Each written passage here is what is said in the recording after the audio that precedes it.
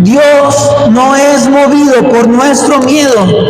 Dios obra donde hay fe. Dios no es movido por nuestra necesidad.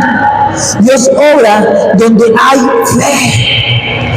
El pueblo de Israel estaba sumergido en miedo, en temor, porque había llegado un ejército llamado los filisteos, y que tenían por comandante o por principal guerrero a un gigante llamado Goliat. Todos ahí tenían miedo y se encontraban prisioneros de su miedo. Pero bastó con que un joven llamado David, en vez de ver el miedo, tuviera fe en Dios. Este gigante viene contra nosotros, pero yo tengo un Dios que es mejor, que es más grande, que es más fuerte que este gigante. Él no se fijó en el tamaño del gigante, él se fijó en el tamaño de su Dios. Él no fijó su mirada en el temor que tenían todos a ese gigante, sino él dijo: yo tengo fe en mi Dios. Y esa fe fue la que le hizo tomar la decisión de enfrentar a ese gigante, tomar 5 piedras, solamente 5 piedras, una honda. Ay, Dios mío, muchos lo querían enfrentar con las espadas adecuadas, con el equipaje adecuado, pero ni siquiera las espadas, las habilidades, el equipaje adecuado les permitía vencer ese gigante. Pero David, con tan solo 5 piedras, una honda y la fe, tuvo la capacidad de derribar a ese gigante y libertar al pueblo de Israel.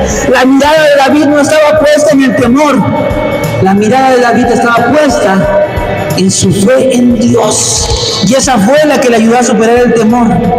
Dios no se mueve en medio de nuestro temor, Dios se mueve en medio de nuestra fe. Dios tampoco se mueve en medio de nuestra necesidad.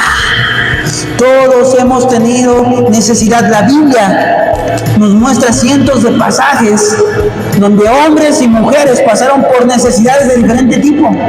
Desde que no podían tener hijos, desde que estaban enfermos, desde que tenían deudas. Necesidades como las que tú y yo tenemos.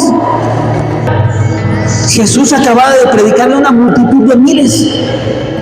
Acababa de sanar enfermos. Sus discípulos ya se querían ir del lugar y le dijeron a Jesús: Jesús, vámonos y diles que cada uno de ellos vaya a sus casas para que coman, para que se alimenten. Los discípulos vieron la necesidad y ahí se quedaron en la necesidad. Pero Jesús vio el momento perfecto para mostrarles que donde hay una necesidad, si hay fe, Dios puede obrar un milagro en medio de esa necesidad. Y les dijo a sus discípulos: tenemos 5 panes y 2 peces. Hay una necesidad y solamente hay 5 panes y 2 peces. Pero esos 5 panes y 2 peces, cuando yo pongo mi fe en Dios, Él puede obrar un milagro. Dice la palabra de Dios que esos 5 panes y 2 peces se convirtieron en miles de alimentos para darle de comer a más de 3,000 personas que se encontraban en el lugar.